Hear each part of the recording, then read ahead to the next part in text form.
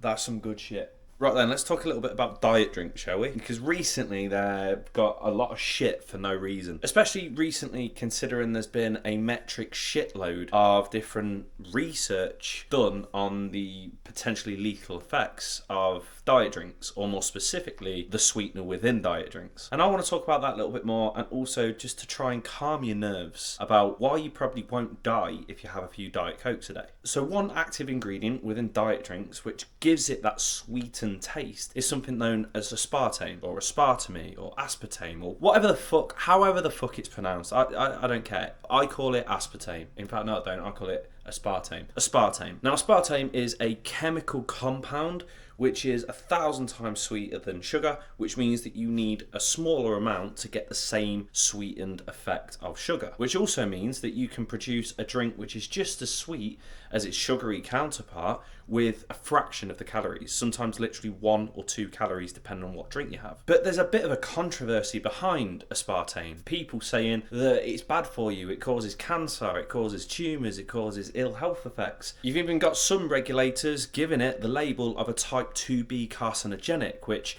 in very simple to understand terms means that it's quite likely to give you cancer, allegedly. But the thing is, there's no research, there's no actual evidence to suggest that it does. And to prove that, I'm just going to tell you a little bit about how they actually regulate aspartame. So across laboratories on Earth, before these diet drinks go on sale, they try and find out the minimum consumption of aspartame for a lethal effect in human beings. And what they do from this point is, once they've found the minimum amount that could potentially lead to negative health implications, they divide this down even more so, and that's what they put in the diet drinks, before it's then sent out to the local supermarket and sold to people. This means that you need to be consuming around 26 to 30 cans of these diet drinks every single day without even going for a piss, in order to have that much aspartame going through your blood and therefore producing negative health implications. And remember, this is the very, very, very minimum dosage required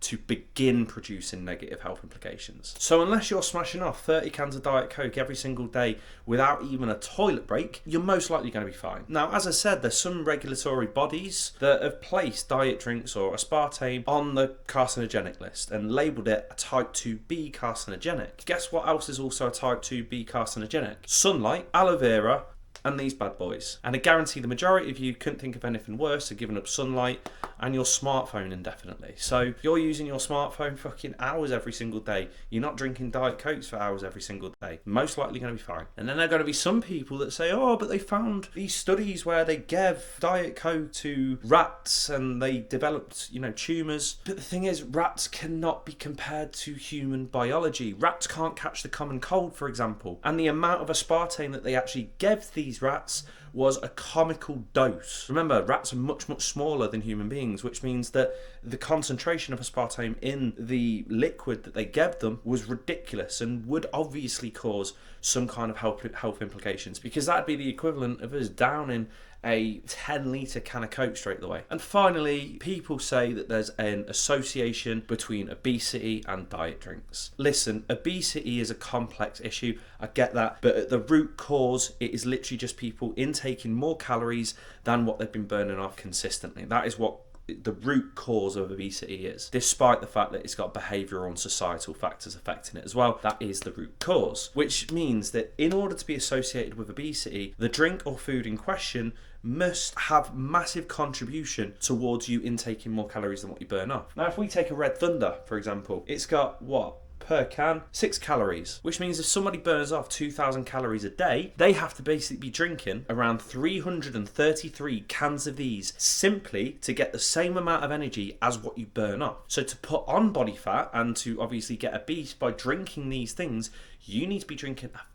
shit ton of these. Additionally, just because there's a correlation between obesity and diet drinks does not infer that there's a causation between the two, because correlation cannot infer causation. For example, there's a correlation between the amount of great white sharks every single year and the amount of films that Nicolas Cage has appeared in. That doesn't mean that they cause one another, they're just, correlated. And the reason why diet drinks are most associated with obesity is because obese people are more likely to drink them in an effort to start losing the weight that they've got. Doesn't mean that they cause obesity, it just means that people who are obese want to actually start potentially making a change, and therefore have to be a little bit more mindful of the amount of calories that they're drinking and eating, therefore reducing the amount of calories that they're drinking in sodas. So despite the fact that there's a lot of shit with diet drinks at the moment, I'd argue the case that there is really, to an extent, nothing to worry about. And I'd actually go one step further and say that they're actually an incredibly useful tool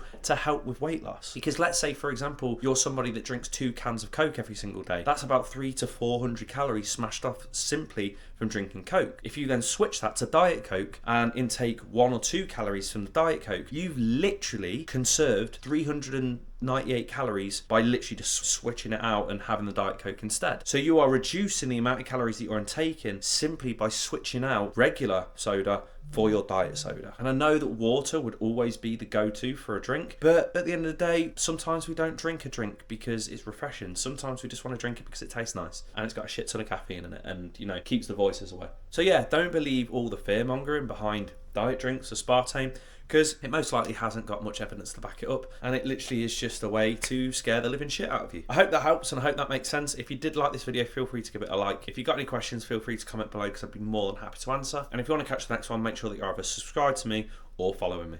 Peace.